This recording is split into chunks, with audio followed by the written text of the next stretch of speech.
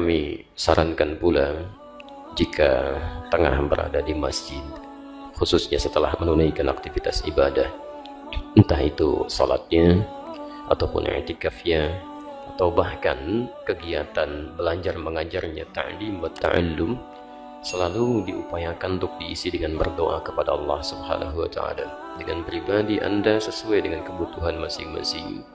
Ini penting karena di antara aktivitas yang cepat mengabulkan doa itu ada dua hal yang sangat penting. Pertama, ada yang terkait dengan waktu, kedua ada yang terkait dengan tempat.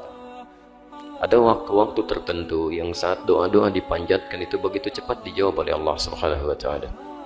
Misal, kan?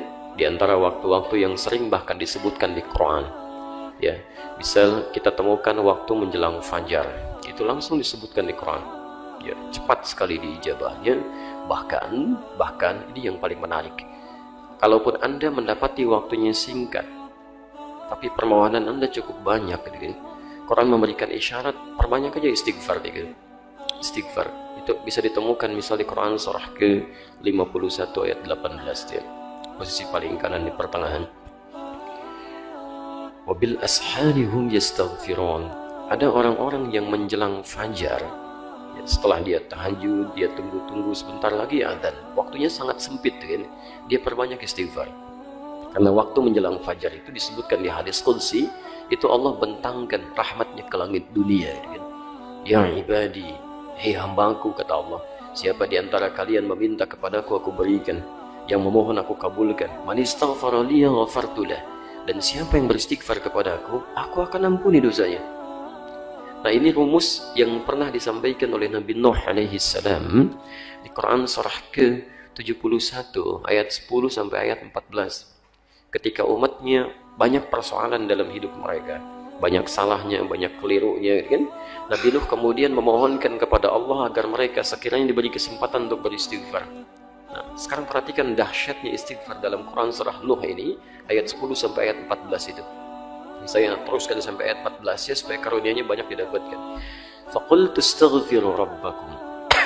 Maka aku katakan, istaghfiru rabbakum, cepatlah beristighfar kepada Rabbmu, kepada Allah. Evaluasi kesalahan dan dosa-dosa yang pernah kita lakukan. Lihat kalimatnya, yursilis samaa'a 'alaikum midrara. Kalau engkau sudah diampuni oleh Allah Subhanahu wa taala, maka rizki mulai datang kepadamu. Ya, tumbuh-tumbuhan, kebun-kebun yang mungkin tidak panen, Allah turunkan air dari langit, dihidupkan kembali. Wa yumdidkum bi amwalin. Bahkan orang-orang yang hartanya terhambat, dengan beristighfar kepada Allah, barangkali terhambatnya rizki datang karena Anda sering maksiat. Maka gugurkan maksiat itu. Ketika maksiat digugurkan, sekatnya terbuka, rizki pun bisa datang. Wabanina, demikian orang yang belum mendapatkan keturunan itu masya Allah, itu bahasa Quran, bukan bahasa kita.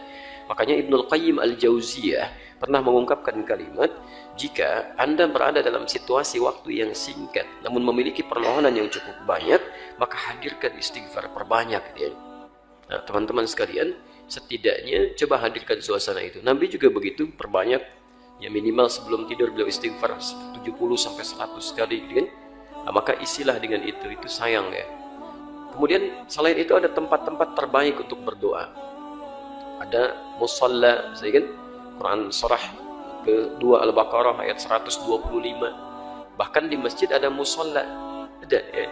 Di masjid ada musalla, karena umumnya kita memahami musalla itu satu tempat khusus, ya. Padahal musalla itu tempat sholat. Tempat sholat, ya. Kalau Anda perhatikan di masjid itu kan suka ada area yang untuk sholat, area untuk belajar, kan?